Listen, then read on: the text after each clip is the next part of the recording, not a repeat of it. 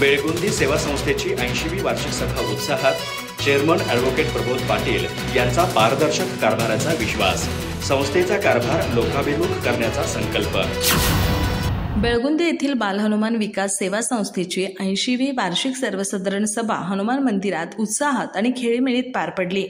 सत्तांतरानंतर झालेल्या या पहिल्या वार्षिक सभेत सभासद मोठ्या संख्येने उपस्थित होते. सभेच्या अध्यक्षस्थानी ओम पॅरा मेडिकल कॉलेज आजराचे चेअरमन ज्योतिराम शंकरराव केसरकर होते. चेअरमन ॲडव्होकेट प्रबोध पाटील यांनी आपल्या मनोगतात सांगितलं की सभासदांच्या विश्वासाला तडा जाऊ देणार नाही. संस्थेचा कारभार अधिकाधिक लोकाभिमुख करण्यावर आगामी काळात भर दिला जाईल. त्यांनी संस्थेच्या वार्षिक अहवालातील माहिती सादर करताना कर्ज आणि विविध योजनांची माहिती दिली. तसंच सभासदांच्या प्रश्नांना उत्तरं दिली. निवडणुकीत दिलेल्या आश्वासनाप्रमाणे यंदा डिव्हिडंड देण्याची घोषणाही त्यांनी केली.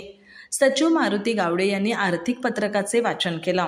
मलगोंडा पाटील, गणपती गोते, श्रीपती वांद्रे, आनंदा मगदूम, भास्कर पाटील यांनी सभेत विविध प्रश्न मांडले. संस्थेचे संचालक आणि महालक्ष्मी पतसंस्थेचे चेअरमन लक्ष्मण पाटील यांनी यापूर्वीच्या कारभारावर टीका करत सत्तेचा गैरवापर कसा झाला हे स्पष्ट केलं. या प्रसंगी विशेष अतिथी म्हणून केडीसीसी बँक शाखा अत्याळचे शाखाधिकारी सतीश पवार आणि निरीक्षक शिवाजी रायकर यांनी मार्गदर्शन केलं.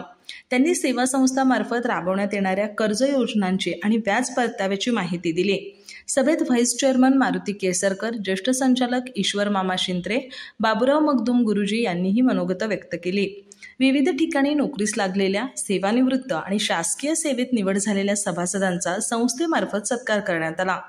कार्यक्रमाचं सूत्रसंचालन संभाजी केसरकर यांनी केलं तर आभार दयानंद वांद्रे यांनी मानले. संचालक, सभासद आणि हितचिंतकांच्या उत्स्फूर्त उपस्थितीने सभा यशस्वी ठरली. अधिक माहिती आणि ताज्या घडामोडींसाठी आजच आमचे चॅनल सबस्क्राईब करा.